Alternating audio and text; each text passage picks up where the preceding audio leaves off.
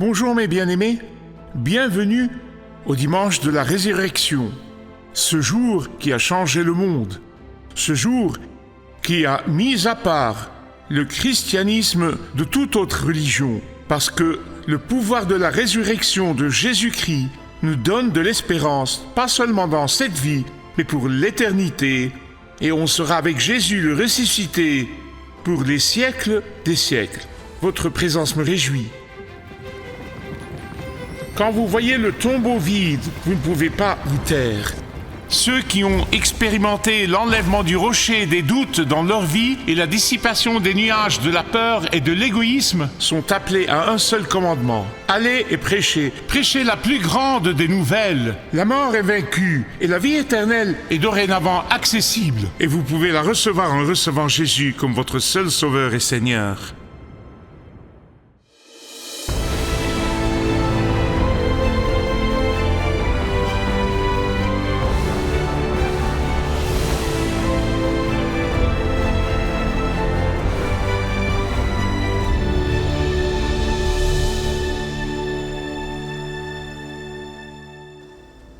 Je voudrais que vous ouvriez avec moi, s'il vous plaît, au passage que nous lisons aujourd'hui, Matthieu 28, versets 1 à 10.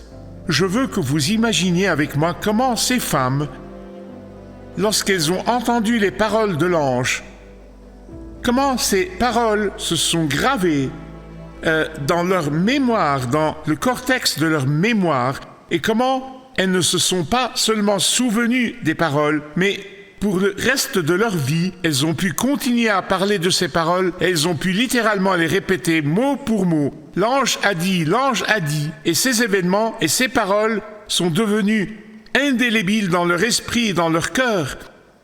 Elles ont dû en parler de nombreuses fois au fil des ans. Ces mots et ces événements sont devenus leur passion dévorante, non seulement pendant des années, mais pendant des décennies. Et elles en parlaient. C'est pourquoi j'ai intitulé ce message « Les impératifs de la résurrection ». Je vais expliquer ceci au fur et à mesure. Il y a des choses que vous et moi ne devons jamais oublier, nous ne devons jamais les oublier. Ces femmes ne s'attendaient pas à voir une résurrection. Si vous lisez tous les récits de tous les témoins oculaires et vous les comparez entre eux, la dernière chose à laquelle elles pensaient était qu'elles allaient voir une résurrection. En fait, elles avaient pris des épices, ce qui est une coutume juive selon laquelle ils prennent ces épices pour que ça sente bon et pour retarder la décomposition des corps. C'est une très ancienne coutume juive. Deuxièmement, dans leur pensée, il y avait tellement de choses dans leur pensée, mais là, résurrection n'était pas l'une d'elles. Une chose à laquelle elles pensaient était comment elles allaient expliquer cette coutume d'apporter ces épices à ces soldats romains qui n'étaient pas juifs. Comment allaient-elles leur expliquer à eux qui gardaient le tombeau? Ou comment allaient-elles persuader ces gros soldats romains d'enlever la pierre pour qu'elle puisse atteindre le corps? Mais à leur grand étonnement, et je dirais même à leur horreur, parce que vous le voyez dans le texte, la pierre était déjà roulée et un ange était assis dessus. Ici, les premiers mots qui sortent de la bouche de l'ange dans ce tombeau vide sont « N'ayez pas peur, je sais que vous cherchez Jésus qui a été crucifié ». Elles étaient là, elles ont assisté à la crucifixion, ces femmes. Il n'est pas ici, il est ressuscité, comme il vous l'a dit. Les anges leur ont alors donné deux impératifs. Regardez avec moi, s'il vous plaît, la deuxième moitié du verset 6. L'impératif numéro 1, Matthieu 28, est toujours là. Venez voir, c'est le premier impératif. Deuxièmement, au verset 7, il dit « Allez dire ». Entendre les anges dire que Jésus est ressuscité, je n'en doute absolument pas, et vous pouvez le voir dans le texte, cela a renforcé leur mémoire à ces deux impératifs. Ces deux impératifs ont aiguisé leur sens à l'extrême. Ces deux impératifs ont dû devenir plus inoubliables que tout ce qu'elles ont vécu dans leur vie. Ces deux impératifs ont sans doute été répétés des milliers et des milliers et des milliers de fois aux disciples, et ils les ont répétés encore et encore et encore, non seulement pendant leur vie, mais beaucoup d'entre eux sont morts à cause de Jésus ressuscité, en croyant en lui, en le voyant et en marchant avec lui pendant plus de 40 jours. Mais nous les répétons aujourd'hui, 2000 ans plus tard. Venez, voyez, allez raconter. Ce sont des mots très, très, très importants. S'il vous plaît, ne manquez pas cela, ne manquez pas cela. Ce sont des paroles très importantes pour tout le monde, pour tous ceux qui ont reçu Jésus ressuscité comme le seul sauveur et Seigneur de leur vie. Mais je veux dire quelque chose aux pré-croyants. Et je dis pré-croyants parce que j'ai la conviction qu'à la fin de ce message, tous les pré-croyants deviendront croyants. Venez voir l'amour de Dieu qui était si grand qu'il a tout donné, son Fils unique. Venez voir la puissance de Dieu dans le tombeau vide. Venez faire l'expérience de sa puissance de vie. Venez recevoir sa paix qui vient du fait de savoir que tous nos péchés sont pardonnés. Venez voir et connaître la joie au milieu de la douleur de la vie. Venez voir et connaître son réconfort au milieu de la peur. Venez voir et connaître la puissance de la résurrection qui nous fait sortir du tombeau, du péché, de la mort et de la culpabilité. Venez voir Jésus ressuscité et recevez l'assurance d'être avec lui au ciel pour l'éternité. Venez, voyez. Jésus a donné une invitation très personnelle dans Matthieu 11, 28. Il a dit « Venez à moi, vous tous qui êtes fatigués et courbés sous un fardeau, et je vous donnerai du repos. » Il ne peut pas y avoir de repos loin de Jésus. En fait, Jésus est le seul à pouvoir donner une telle invitation. Aucun gourou, aucun dirigeant, aucun prophète ne peut donner cette invitation. Venez voir le tombeau vide. Quelqu'un demanderait probablement, eh bien, Michael, pourquoi le tombeau vide est-il si important? Eh bien, ce n'est pas seulement important, c'est la chose la plus importante de toutes. C'est la chose la plus importante de toutes. Pourquoi?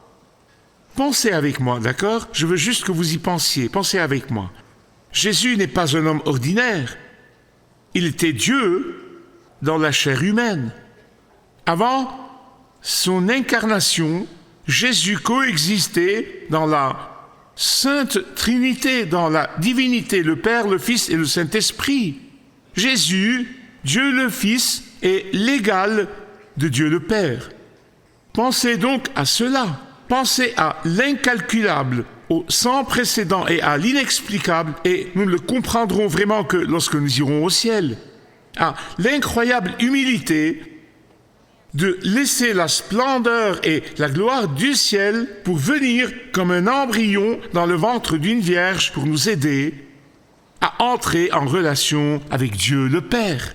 Nous comprenons donc qu'il est passé par tout ce que nous traversons pour que quiconque qui vient et accepte sa mort sur la croix comme le paiement de son péché et que sa résurrection est l'assurance de notre propre résurrection, peut être réconcilié avec Dieu le Père.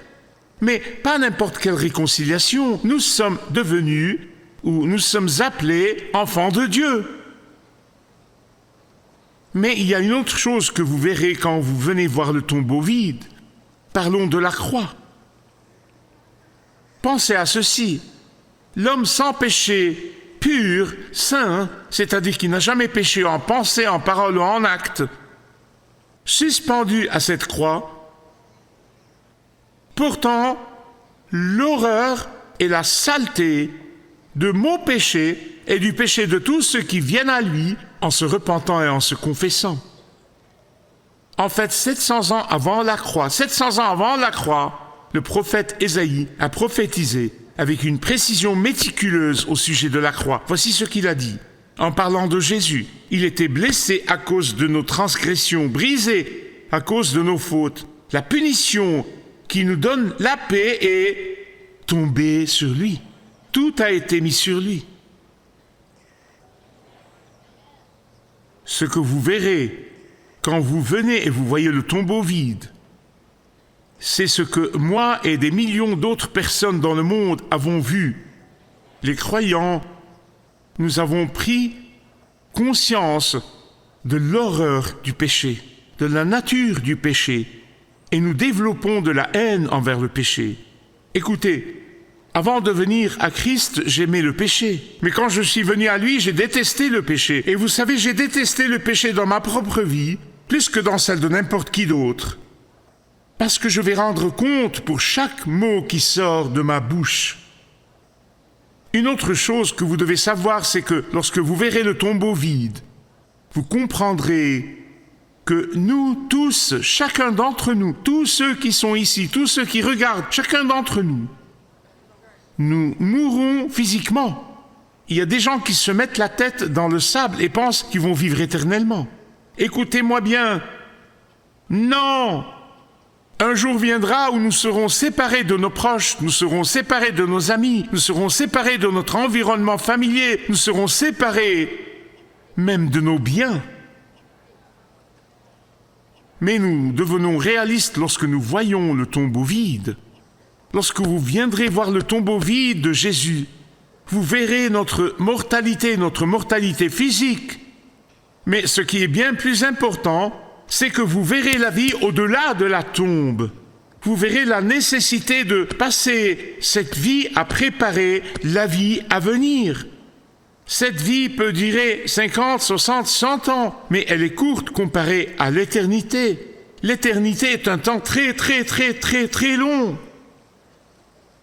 Vous comprendrez l'importance de savoir, dès maintenant, si vous passerez l'éternité au ciel avec Jésus ressuscité ou en enfer avec Satan et ses démons.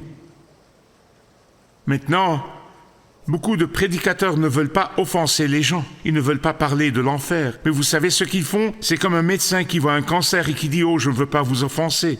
La Bible parle de l'enfer d'une manière qui me fait pleurer. Quelqu'un m'a dit il y a des années « Ne plaisantez jamais sur l'enfer ». Parce qu'il y a de vraies personnes qui y vont.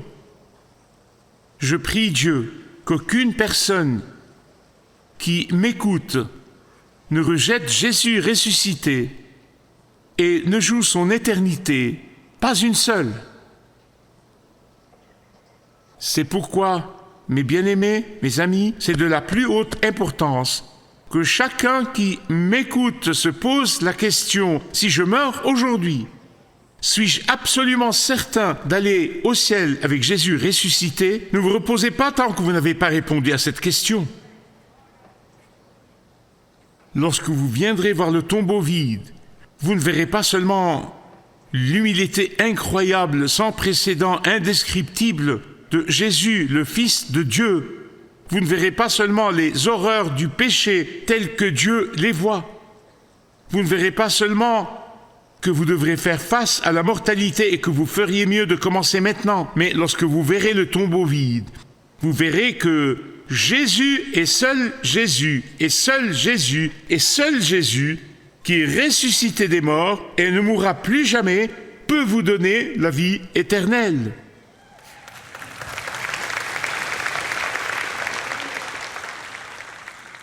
Il est ressuscité d'entre les morts et ne mourra plus jamais, et ne mourra plus jamais, et ne mourra plus jamais. C'est pourquoi il est le seul à pouvoir vous donner la vie éternelle. Le tombeau vide dit à tout le monde que Jésus et Jésus seul a vaincu le péché et la tombe.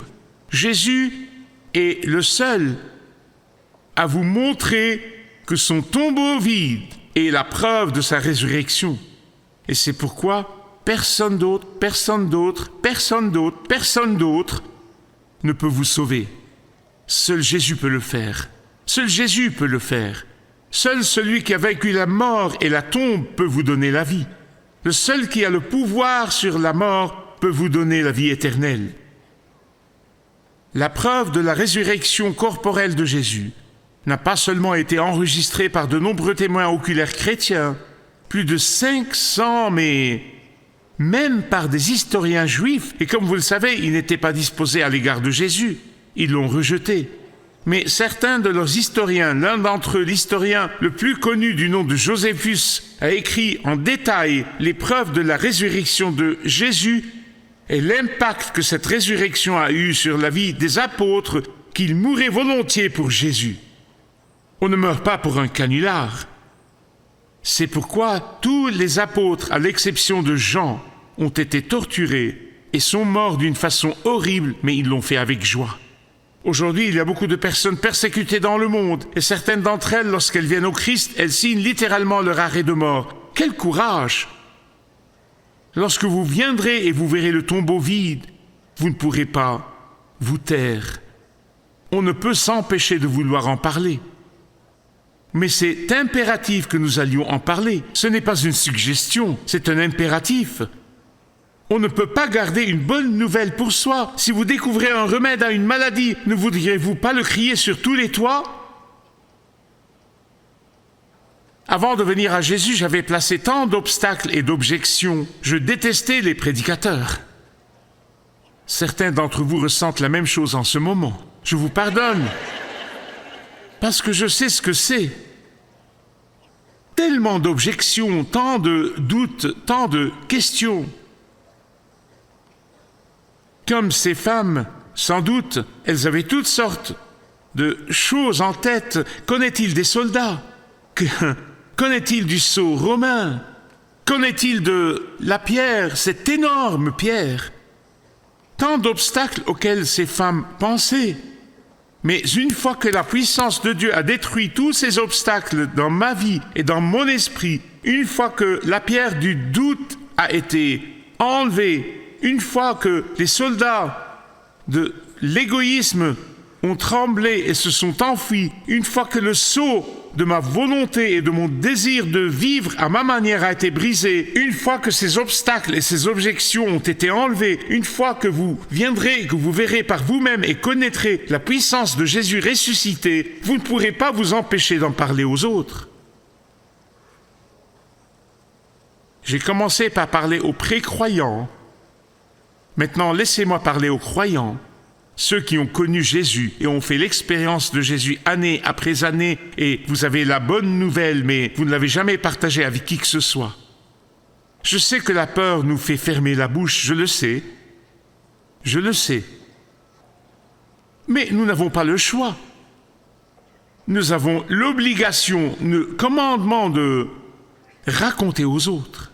Malheureusement, de nombreuses personnes ont fait l'expérience de cette puissance dans leur vie encore et encore et encore. Et pourtant, elles ne passent jamais au deuxième impératif, d'aller et de dire. Je prie pour que cela change aujourd'hui. Ceux qui ont fait l'expérience de l'enlèvement des pierres du doute dans leur vie, ceux qui ont fait l'expérience du brisement de nombreux sceaux qui les tenaient à l'écart, ceux d'entre nous qui ont fait l'expérience du pouvoir de disperser les nuages de la peur et de l'égoïsme. Nous n'avons plus qu'un seul impératif, un seul, aller et raconter. Allez et raconter. Allez partager la plus grande des nouvelles. Allez dire la seule nouvelle qui vaille la peine d'être partagée. La mort est morte. La mort est vaincue. La vie éternelle est maintenant accessible. Et vous pouvez la recevoir en recevant Jésus comme votre seul Sauveur et Seigneur, en acceptant son paiement sur la croix pour vous, personnellement, que vous soyez jeune ou vieux. Je veux vous dire catégoriquement en concluant que peu importe ce que nous avons affronté ou ce que nous affronterons, peu importe ce que nous affronterons dans l'avenir, nous pouvons l'affronter avec confiance. Pourquoi ? Parce que nous sommes venus et nous avons vu le tombeau vide, parce que nous avons connu la puissance de la résurrection dans nos vies, et par conséquent nous sommes confiants qu'à cause du tombeau vide, il sera avec nous au milieu des inondations et des incendies, au milieu des difficultés de la vie, et il nous accompagnera en toute sécurité jusqu'à l'autre côté de la gloire.